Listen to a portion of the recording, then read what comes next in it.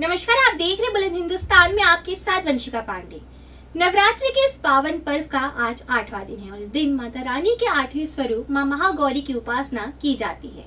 नवरात्रि के 9 दिनों के दौरान आज के इस दिन को बेहद ही खास माना जाता है। साथ ही इसे अष्टमी भी कहा जाता है।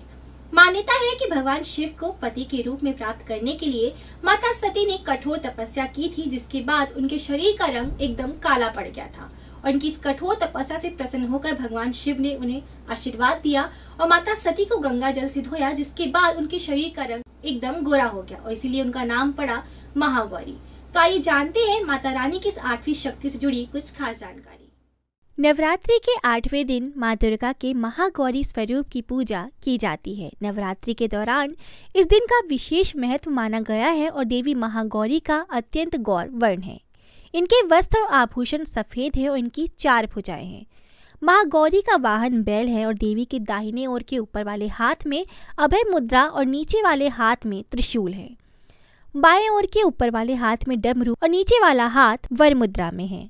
कहा जाता है कि भगवान शिव को पति के रूप में प्राप्त करने के लिए इन्होंने कठोर तपस्या की थी, जिससे इनके शरीर का रंग काला पड़ गया। इनकी कठोर तपस्या से महादेव प्रसन्न हो गए और इनकी प्रार्थना महादेव ने स्वीकार कर ली। इनके शरीर का रंग तपस्या से काला हो जाने के कारण महादेव ने इन्हें गंगा जल से धोया, तो ये फिर से गौर रंग वाली हो गई और इसी कारण इनका नाम पड़ा महागौरी। और इसी कारण कहा जाता है कि अष्टमी के दिन व्रत रखने से भक्तों को उनका मनचाहा जीवन साथी मिल जाता है। मां दुर्गा के 8वें स्वरूप मां महागौरी की एक अन्य कथा भी प्रचलित है। इसके अनुसार जब मां उमा जंगल में तपस्या कर रही थी, तभी एक शेर वन में भूखा घूम रहा था।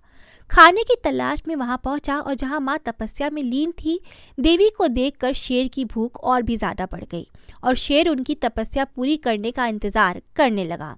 इस इंतजार में वो काफी कमजोर हो गया और देवी जब तप से उठी तो शेर की दशा देखकर उन्हें उस पर बहुत ही दया आई। माँ ने उसे अपनी सवारी ली और एक प्रकार से उसने भी माँ के साथ तपस्या की थी। इसीलिए देवी महागौरी का वाहन बैल और सिंह दोनों ही हैं। तो ये थी बुलंद हिंदुस्तान की कुछ खास जानकारी। इसी जानकारियों के लिए बने रहिए बुलंद हिंदुस्तान के साथ।